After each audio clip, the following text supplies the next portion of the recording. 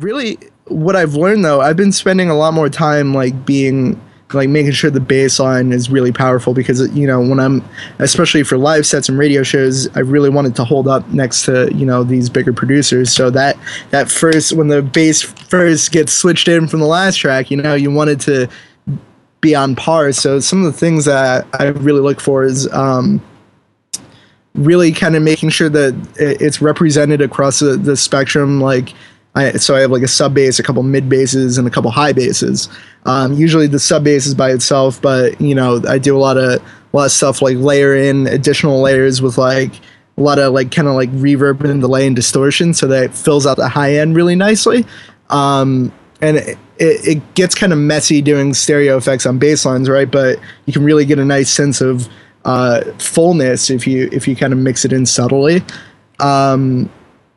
And then really another thing that I've found to be most important, and I kind of, for some reason, I never thought of it this way, but really adjusting the individual layers in terms of, attack, decay, sustain, and release. Like I always did that with samples, but I never really, I'd load up a bass patch and I would just leave it and maybe like, manually change the MIDI length to kind of give it a little bit of groove. But once you start tweaking with the actual parameters, you could really make a bass line mesh really well with the kick if you get all these layers to sit how they should in terms of, the length of the actual sound design. So that's kind of been really important, making sure the groove is right, because once you have that, then it's easy to just kind of balance in volume your bass line versus your kick. So I think those are probably the most important tips I could give on that. So with adjusting the ADSR, for example, if you have a high layer, you don't necessarily need it to be long. So would you bring that down so it's a bit more stabby, and then have like, say, the mid bass a bit more sustained?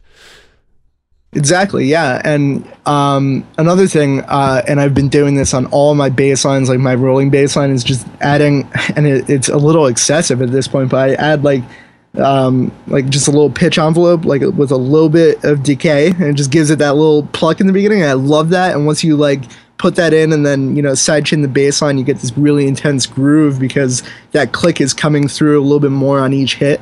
So it's like as it sucks up from the sidechain, you really feel the bass line pump a little bit more, right? And that I've been doing that on like all my layers, so I'll have like like I said, like 6 to 8 layers of bass, and they all have that little pitch envelope. And when you solo it, it sounds a little like, it sounds almost like there's just like a really thick percussion on top of it, but it's actually just in the bass sound design. And I mean, even layering in percussion hits on top of the pattern, that helps too. But yeah, like you said, like as far as like the high end versus the mid, I really don't think of it like that. Like, oh, the high end needs to be shorter. It's just kind of whatever the bass line needs in the moment, because like depending on the pattern too, sometimes you want like a little bit more sustain and release. So it really depends on the pattern in the first place, and then how you time the rest of the individual layers. But yeah, I think it's important to just kind of sit there and tweak and get it right.